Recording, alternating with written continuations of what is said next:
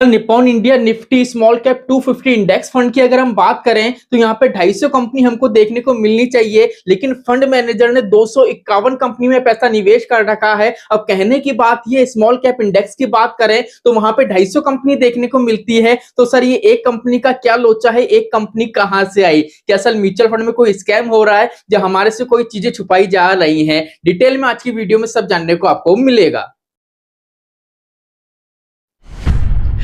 नमस्कार दोस्तों, जय श्री श्याम। आज की वीडियो बहुत ज्यादा इंपॉर्टेंट होने वाली है। कल मेरे क्लाइंट से उनने मुझे मैसेज करा था व्हाट्सएप पे कि सर मेरा पोर्टफोलियो उसका रिव्यू करना है। तो उनका पोर्टफोलियो रिव्यू करना था। उनके पोर्टफोलियो में एक फंड था Nippon India small cap 250 index fund. तो वहां पे जब मैं उसको एनालिसिस कर रहा था तो मैंने चेक करा कि उस फंड में 250 कंपनी की जगह 251 कंपनी देखने को मिल रही है। तो मुझे लगा काफी ऐसे निवेशक होंगे जिनके मन में ये डाउट होगा कि सर हमारे साथ कोई स्कैम तो नहीं हो रहा है। जो 250 कंपनी का इंडेक्स होता है, एक इंडेक्स को फॉलो करा जाता है और इंडेक्स से भी ज्यादा एक कंपनी देखने को मिलती है, तो सर उसका क्या रीजन हो सकता है? तो यही हम डिस्कस करने जा रहे हैं। बिल्कुल वीडियो को आप पूरा वॉच करना है, स्किप नहीं करना है, क्योंकि ये वीडियो यूट्यूब का इकलौता वीडियो है, अभी तक का पहला वीडियो है। हो सकता है इस वीडियो के बाद आपको काफी सारे वीडियोस देखने को मिल जाए। तो सिंपल यहाँ पे सबसे पहले अगर हम बात करें ना, अगर आपके दिमाग में ये चल रहा है कि सर ये कोई स्कैम है, तो पहली चीज तो ये वाली चीज भूल जाओ।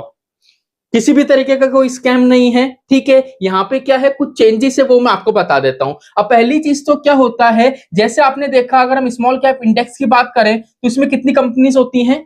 250 कंपनी होती हैं। लेकिन यहाँ पे क्या होता है, सेबी का और एनएसई का, यहाँ पे इनका नियम है, ये क्या करते हैं हर 6 महीने में और हर साल क्या करते हैं, या तो 6 महीने में या 1 साल सालाना बेस पे ये क्या करते हैं, कंप्लीट इंडेक्स को वॉच करते हैं। और इंडेक्स में ये देखा जाता है कि कौन सी कंपनी है कंटिन्यू परफॉर्म कर रही है और कंटिन्यू अपने रैंक को स्टेबल बना के रखा हुआ है। जैसे मान लीजिए स्मॉल कैप की जो 250 कंपनी है, उस कंपनी में से कौन कौन से ऐसे स्टॉक्स हैं जो कंटिन्यू वे में उनमें ग्रोथ देखने को मिल रही है, कौन कौन से ऐसे स्टॉक्स हैं जिनके रैंक में इंप्रूवमेंट हुआ है और कंटिन्यू जो रैंक है उसमें स्टेबिलिटी देखने को मिल रही है। जैसे अगर हम बात करें 101 से लेकर अगर 250 तक की बात करें तो ये वो कंपनी होती है जो मिड कैप के अंदर आती हैं, और 251 से लेके 500 तक की जो कंपनी होती हैं वो आती है स्मॉल कैप में। अभी जो 250 कंपनी है वो किस लेवल पे है, 251 से लेके 500 के बीच में जो कंपनीज होती हैं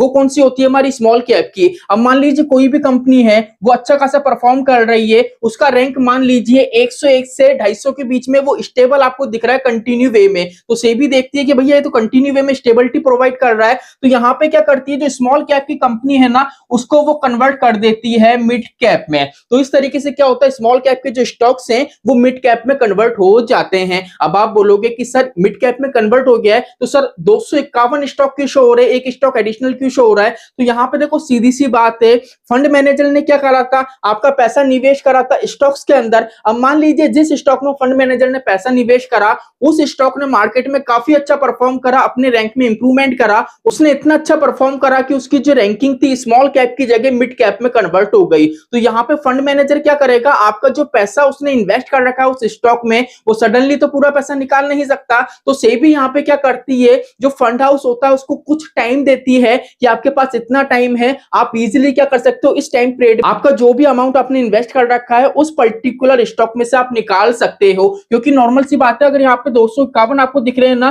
तो यहाँ पे 250 कंपनी तो आपकी स्मॉल कैप की हो गई, लेकिन एडिशनल जो एक स्टॉक्स आपको दिख रहा है 51वें नंबर पे, 251 वाले नंबर पे जो एक स्टॉक आपको दिख रहा है ना, वो मिड कैप का इंडेक्स है, जो क्या था पहले स्मॉल कैप का था, अब मिड कैप में कन्वर्ट हो चुका है और फंड मैनेजर ने उस स्टॉक्स में आपका पैसा निवेश कर रखा है, इसलिए वहां पे अभी होल्डिंग आपको शो हो रही है। जब फंड मैनेजर क्या करेगा, वहां से पैसा निकाल के स्मॉल कैप इंडेक्स में आपका पैसा डाल देगा, तो वहां पे क्या होगा, जो आपकी होल्डिंग से वापस से 250 होल्डिंग देखने को मिलेगी। क्योंकि यहाँ पे सालाना बेस पे और 6 महीने में क्या होता है, स्मॉल कैप की जो कंपनीज होती हैं उसमें कुछ कंपनी होती है जो अच्छा परफॉर्म कर रही है, अपने रैंक को हमेशा बीट कर रही है, तो वो मिड कैप में स्विच हो जाती है, और कुछ नई कंपनी है मार्केट में वो नई आ जाती है स्मॉल कैप इंडेक्स के अंदर। इस वजह से यहाँ पे क्या है, 250 की जगह 251 कंपनीज आपको देखने को मिल रही है। अब आज से पहले आपको ये पता था या नहीं, कमेंट करके जरूर बताना। और यहाँ पे ये रहता है कि सर हमको किस फंड में निवेश करना चाहिए, एक्टिव फंड में या इंडेक्स फंड में, तो सिंपली आप ये वीडियो देखो